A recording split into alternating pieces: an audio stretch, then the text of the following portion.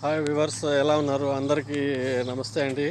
Viewers అందరికీ, ఈ video చూసే వాళ్ళందరికీ నమస్తే. ఇంకా 4-5 రోజుల్లో మనకు పోలింగ్ జరగబోతుంది. ఎలక్షన్స్ వచ్చేసాయి కాబట్టి అందరూ విజ్ఞతతో చూసి ఓటేయండి. మరీ నేను చెప్తున్నాను ప్రతి ఒక్కరికి. ఎందుకంటే నిన్న ప్రధాని మోడీ గారు బహిరంగ సభ జరిగింది.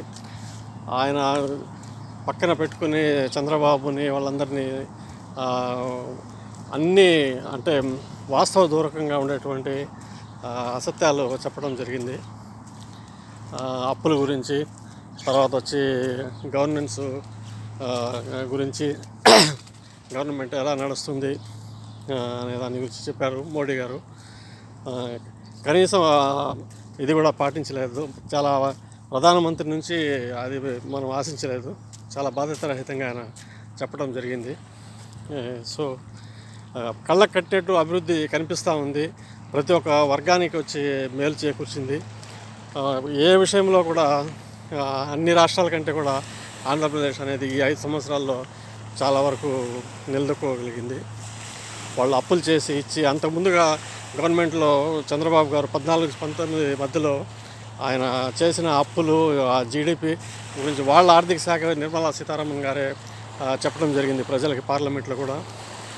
అయినా ఇంకేదో మాట్లాడాలా, ఏదో జరగాల అని చెప్పి జరిగింది. కానీ కనీసం ఆంధ్రప్రదేశ్కి ఏదో మా పార్టీ తరఫు నుంచి, బీజేపీ నుంచి మేము ఇది చేస్తాము, ఇది జరుగుతుంది అనే హామీని, కనీస హామీని వాళ్ళు ఇవ్వలేకపోయారు మన ప్రధాని మోడీ గారు.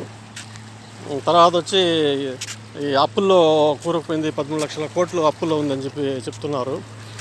జీడిపి పరంగా కానీ, వృద్ధి పరంగా కానీ చూసుకుంటే కూడా ఎలాంటి స్టేజ్లో కూడా ఆంధ్ర వేరే రాష్ట్రాల కంటే మనం చూసుకుంటే మన రాష్ట్రమే బెటర్గా కనిపిస్తుంది.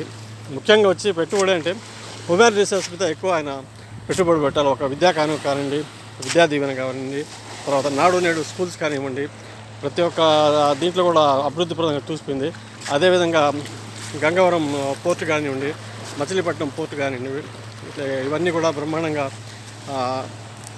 కన్స్ట్రక్షన్ జరుగుతూ ఉంది. ఈజ్ ఆఫ్ డూయింగ్ బిజినెస్లో కూడా దాదాపుగా 1,00,000 కోట్ల రూపాయలు తేవటం జరిగింది.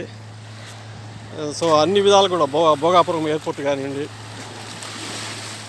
ఇసుక మాఫియా గురించి, ల్యాండ్ మాఫియా గురించి మాట్లాడారు ఆయన. ఇసుక మాఫియా అనేది అంతకుముందుకు వచ్చి అంటే వీళ్ళే ఎవరికంటే వాళ్ళకి విస్తరించిన వాళ్ళకి కేటాయించేసి వాళ్ళ దగ్గర కమిషన్లు దండుకునేవాళ్ళు. అట్లా కాకుండా సమగ్ర విధానం తీసుకొచ్చి మన ముఖ్యమంత్రి జగన్మోహన్ రెడ్డి గారు దాన్ని అంటే గవర్నమెంట్కి ఇంతని ఆదాయం వచ్చే విధంగా చేకూర్చడం జరిగింది. కాబట్టి అవన్నీ కూడా ప్రైవేట్ వాళ్ళకి మూసుకొని పోయినాయి. కాబట్టి వాళ్ళు రకరకాలుగా మాట్లాడుతున్నారు.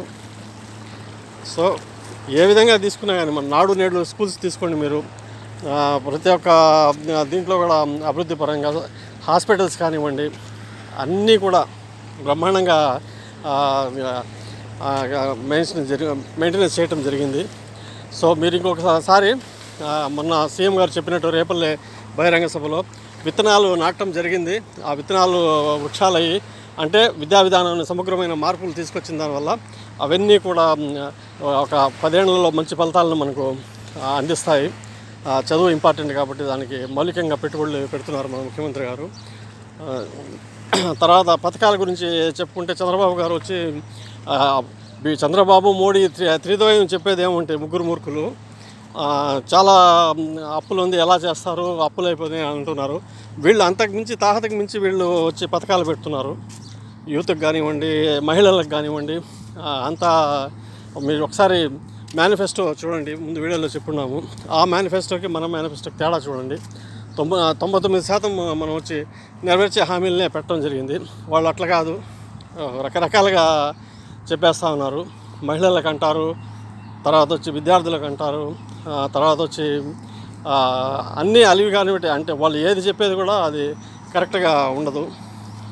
సో కాబట్టి ప్రతి ఒక్కరూ గమనించి ఫ్యాన్ గుర్తుకి ఓటేసి ఆశీర్వదించాలని మరీ కోరుకుంటున్నాను. జై హింద్.